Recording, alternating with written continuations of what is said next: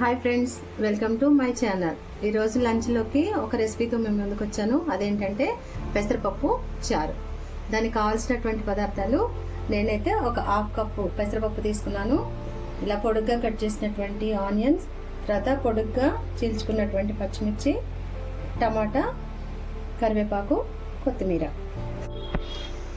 ముందుగా పెసరపప్పుని ఇట్లా కుక్కర్లో పోసుకొని 2-3 సార్లు కడిగి ఒప్పుకున్న తర్వాత మనం హాఫ్ కప్పు తీసుకున్నాం కదా పెసరపప్పు, 2 కప్పుల వాటర్ తీసుకొని ఈ విధంగా కుక్కర్లో పెట్టుకొని దీంట్లో కొద్దిగా పసుపు, తర్వాత కొద్దిగా ఆయిల్ వేసుకొని 3 విజిల్స్ వచ్చేంత వరకు మనం దీన్ని స్టవ్ మీద పెట్టి ఉడికించుకోవాలి.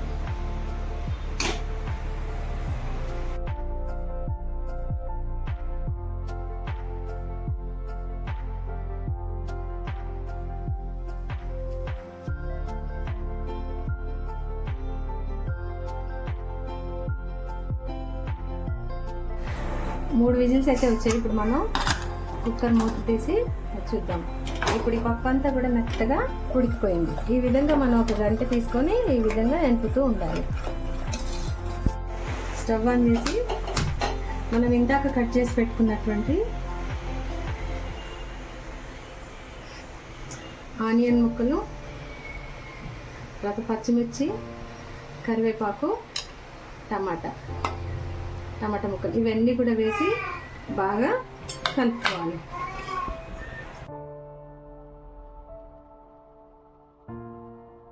మళ్ళీ ఇందులో మనం ఒక 4 కప్పుల నీళ్ళని మనం ఇందులో యాడ్ చేసుకోవాలి.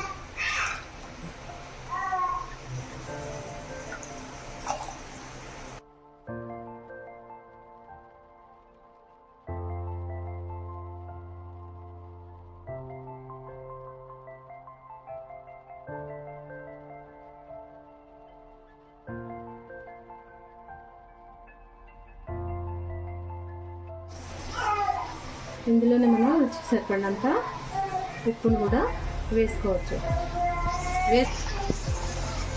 ఈ విధంగా ఉప్పు వేసి కలుపుకున్నాం కదా, దీన్ని మనం చాలాసేపు స్టవ్ మీద పెట్టి ఈ విధంగానే మరిగించుకోవాలి. దాని తర్వాత మనం తాలింపు పెట్టుకోవాలి.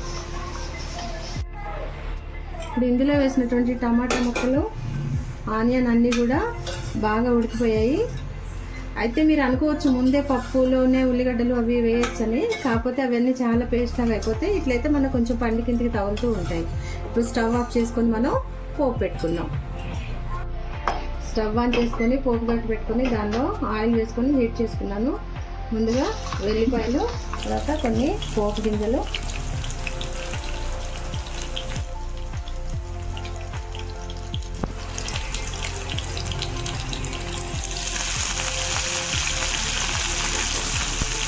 కొద్దిగా ఎండుమిర్చి, ఇవి ఇలా వేసుకున్నాగానే కొద్దిగా ఇంగువను కూడా వేసుకోవాలి.